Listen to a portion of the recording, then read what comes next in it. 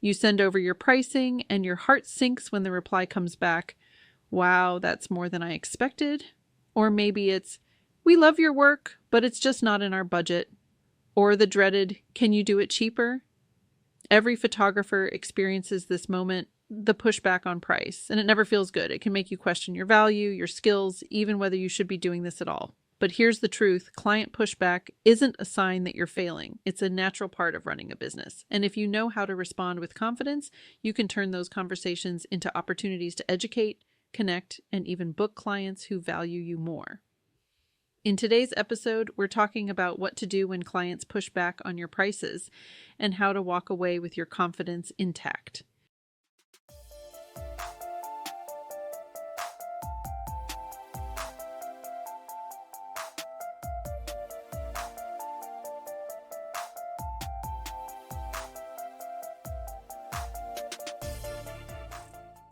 The first step in handling price pushback is understanding why it happens in the first place. Because here's the thing. Most of the time, it's not about you personally. It's about their perspective, their budget, their understanding of photography, or even their emotions around being photographed. When you know the reasons behind the pushback, it becomes a lot easier not to take it as a personal attack. One of the biggest reasons clients push back is simply lack of education. Most people don't know what goes into photography. They see you click a button for an hour and think, that should cost $100 tops. They don't see the years you've spent learning, the equipment you've invested in, the hours of editing, the systems you've built to make their experience smooth. To them, photography feels like a simple transaction, a few pictures in exchange for a fee. When they see your pricing, it shocks them because they've never been exposed to the full scope of the work. Another common reason is budget reality. Some clients genuinely can't afford your services. It's not that they don't value you, it's that their financial situation doesn't match your pricing. This is especially common with families on tight budgets, new couples planning weddings, or small businesses just starting out. Their pushback isn't about your worth, it's about their wallet. And while you can't bend your prices to fit everyone, knowing that this pushback is financial, not personal, helps you respond with empathy instead of defensiveness. There's also the influence of comparison. Clients see other photographers advertising mini sessions for cheap, or they find someone on Facebook Marketplace offering full shoots for next to nothing. Without understanding the difference in quality or service, they assume you should match. This is where confidence in your positioning matters, because if you don't believe in the value of what you offer, it's easy to get dragged into a race to the bottom. And sometimes pushback comes from fear. Being photographed is vulnerable.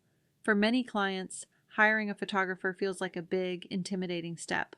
Pushing back on price is a way of testing you, of saying, "Are you really worth this? Will you really make me feel comfortable? Can I trust you?" In these cases, it's less about the money and more about their anxiety. If you can respond with reassurance instead of panic, you often win them over.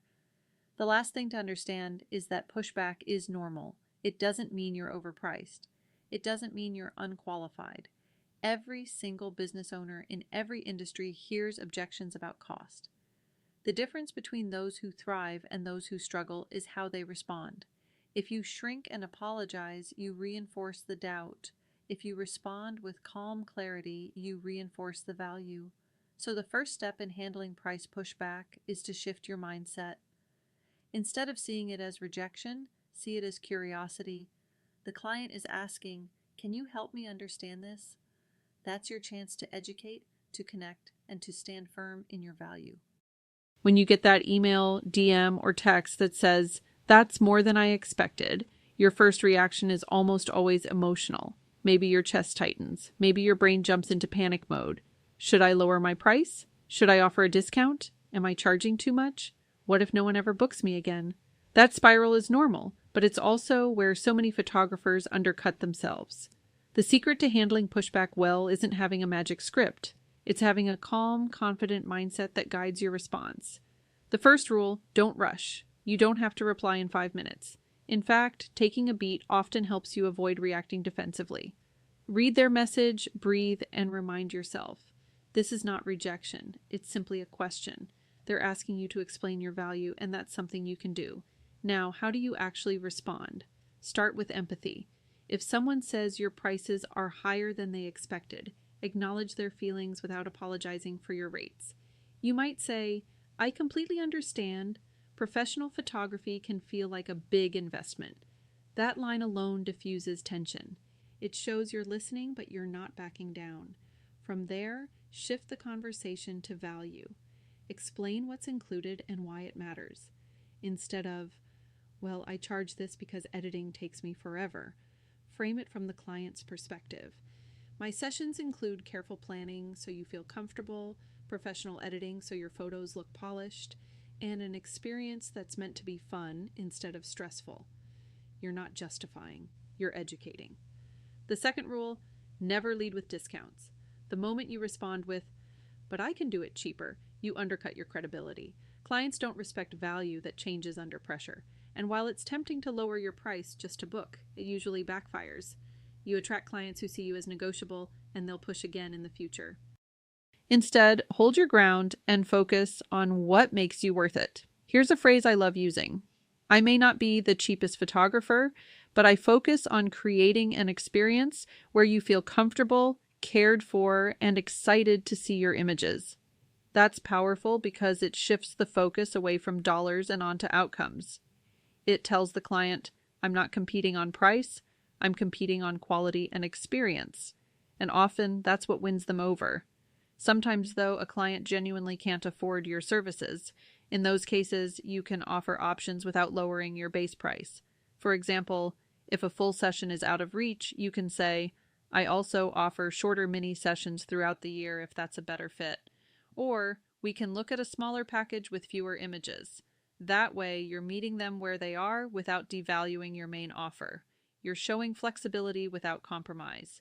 It's also important to use stories in your responses. Instead of rattling off a list of what's included, share a quick client example. One of my recent families told me their kids actually had fun at the session, and they loved that they didn't have to stress about poses. That's what I want for you too. Stories make your value tangible. They turn abstract ideas into real experiences the client can picture themselves in. Another tip is to shift the focus from cost to outcome with a simple question. What's most important to you in these photos? This does two things. First, it shows you care about their needs, not just the transaction. Second, it often reveals that what they want most, timeless images, comfort, fun, confidence, are exactly what your pricing supports. It reframes the conversation away from money and toward meaning. And here's the mindset piece that can't be skipped. You are not obligated to book every client who inquires. Not everyone is your client. Sometimes pushback is a polite way of saying they're not the right fit, and that's okay. Saying no is not failure. It's making room for the clients who truly value you. If you can internalize that, you'll stop seeing pushback as a threat and start seeing it as a filter. Of course, this takes practice. The first few times you respond, you'll probably still feel shaky. That's normal. Confidence doesn't mean you never feel nervous. It means you don't let that nervousness run the show. Each time you handle pushback with calm, empathetic clarity, you're building the muscle. And over time, it gets easier. So when that message pops up, can you do it cheaper? Remember this. You don't have to shrink, you don't have to panic, and you don't have to negotiate your worth. You simply have to respond with kindness, clarity, and confidence. Clients who value you will see it. Clients who don't will walk away. And either outcome is a win because you're building a business rooted in respect instead of fear. Once you've handled that first awkward price objection, the goal isn't just to survive each conversation. The goal is to build confidence in systems that make these conversations easier every single time. Because if you're constantly winging it, every inquiry feels like a test. But when you have clarity, scripts, and boundaries in place, pushback stops feeling scary and starts feeling like just another part of the process. The first step in building long-term confidence is knowing your numbers. Confidence doesn't come from thin air, it comes from certainty. When you know exactly why you charge what you charge, it's a lot easier to stand firm. So take time to calculate your costs. Factor in your gear, your software, your time shooting, your editing, your marketing, your taxes. Add it all up and you'll see that your rates aren't random. They're rooted in reality. And when a client questions you, you don't have to spill the math, but you'll feel that grounding inside. You'll know, this price isn't arbitrary, it's what keeps my business sustainable. The next step is having clear, repeatable language. If you've ever stumbled through an inquiry, you know how awkward it feels. But when you've practiced a simple script, your response becomes second nature. Something like, I completely understand that professional photography is an investment. My sessions are designed to give you not only beautiful images, but also a comfortable, fun experience from start to finish. That sentence alone communicates empathy, value, and confidence, and when you've practiced it enough, you won't freeze the next time someone pushes back.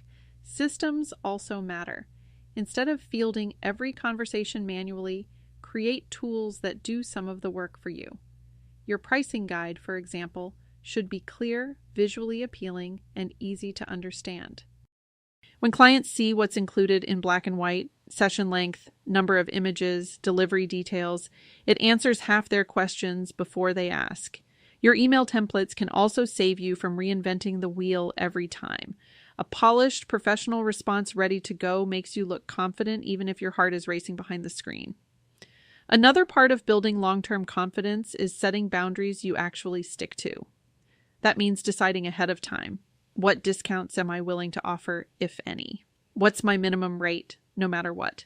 What situations might I donate my work for, and which ones will I decline? If you set those boundaries in advance, you won't feel pressured in the moment. You'll already know your line, and that clarity is empowering. Confidence also grows through experience. The first time someone says you're too expensive, it stings. The fifth time, it still stings, but you recover faster. By the 10th or 20th time, you recognize the pattern and realize it's not personal. It's just part of business. And by then, you'll probably have had plenty of clients say yes at your full price, which reinforces the truth: people will pay you. The pushback was never about your worth, it was about fit. It's also important to surround yourself with the right voices. If you're constantly in groups where photographers are undercharging, you'll start to believe that's normal. But if you connect with photographers who charge sustainably, who value their work, who talk openly about money without shame, you'll absorb that mindset too. That's why communities like Savvy Shutterbug matter. Being in a space where other photographers are navigating the same challenges helps you remember you're not alone, and it gives you examples of what's possible. Finally, think about the bigger picture. Every time you hold your ground on pricing, you're not just protecting your own business, you're raising the standard for photography as a whole. Every time you explain your value clearly, you're educating clients and helping shift the culture. And every time you walk away from someone who won't pay, you're making room for someone who will. That perspective can turn a stressful moment into a powerful one. So here's the takeaway. Handling price pushback isn't about having the perfect words or never feeling nervous. It's about building systems, boundaries, and confidence that carry you through the moment. It's about knowing your value so deeply that even when someone questions it, you don't crumble. You listen, you respond with clarity, and you keep moving forward. And if you want help practicing those conversations, crafting your scripts, and building that deep confidence step by step, I'd love to invite you into the Savvy Shutterbug community. Inside, we share templates, role-play responses, and support each other in building businesses that feel sustainable and strong.